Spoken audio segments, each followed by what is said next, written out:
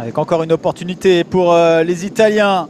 Avec Nassim l'Allemand qui est donc entré pour l'équipe de France. Et c'est finalement l'Italie qui trouve la faille grâce à Vittorio Gili. Le premier but de cette Kings World Cup Nation est marqué par la squadra Azzurra. Ah, il fait mal. Celui-là, il fait mal.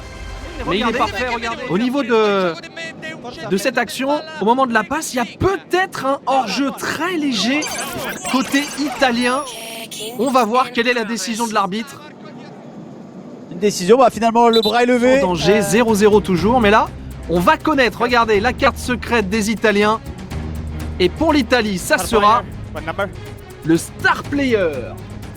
On avait eu la chance de voir également du côté de Marseille pour l'événement Universe. Attention là, Perotti qui va marquer le star player qui ouvre le score dans cette Kings World Cup Nation. Le but x2 d'entrée pour les Italiens. Aïe aïe aïe, l'équipe de France est menée 2-0 sur cette œuvre signée Matteo Perotti. 2-0. Ah, il était là l'an dernier, Théo Chandry pour la Kings World Cup Nation. Allez, il y a un coup à jouer. Allez, il faut finir. Bien joué.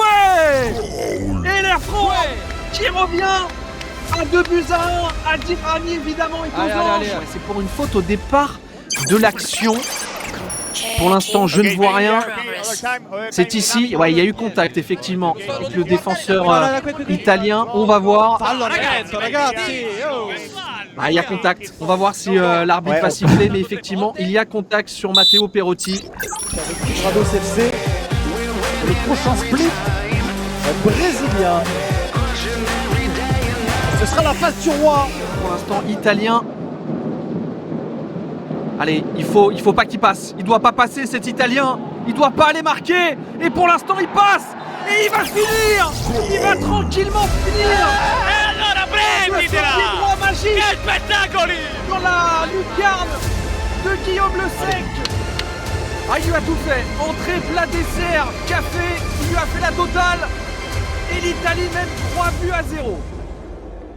À 7 contre 7 après la 23e minute de jeu, l'équipe de France sera à 1 de moins pendant 2 minutes. C'est la conséquence de cette erreur peut-être d'inattention de Guillaume Le Sec.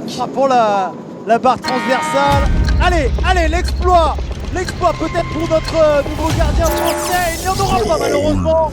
Qui transfère la sanction de il cache malheureusement. Cette fois-ci, il va donner 4-0. Il va peut-être même se procurer une situation intéressante. Là, le passement de jambe est intéressant. Le petit piqué pourquoi pas. Et la parade au sol de Chironi. Allez, il est fort. La contre-attaque, attention à cette contre-attaque italienne. Ah, c'est pas possible. C'est pas possible. L'équipe de France qui se fait punir en contre-attaque par ces Italiens. Du soir. C'est Walid Soudi qui a été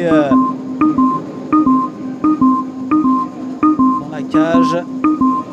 Attention, le ballon récupéré par les Italiens et ça va finir au fond.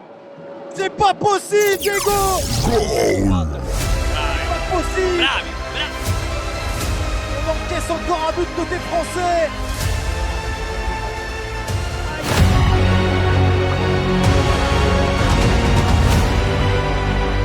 Et les voilà. Et donc les Italiens qui vont... Italien, Montalon. Et va-t-il inscrire le 7e but italien? Oui. C'est tout droit, en force sous la barre. Et ça fait 7 buts à 0 pour l'équipe d'Italie. Le choix de Grégory Campi nous interpelle. Allez Adil. Allez, de l'Estac. Face au portier italien, Adil Rami. C'est raté pour le président de l'équipe de France. Rien, le coach de l'équipe de France. Et ça sera un goal x2. Et vous l'avez sur le portier italien. Toujours 7-0 pour l'Italie. Oh, il l'a découpé. C'est en dehors de la surface de réparation. Là, il a sorti la cisaille.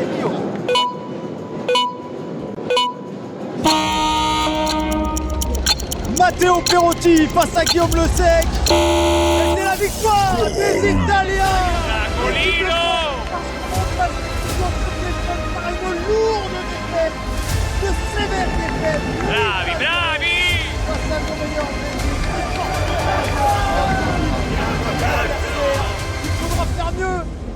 bien mieux, beaucoup mieux face à la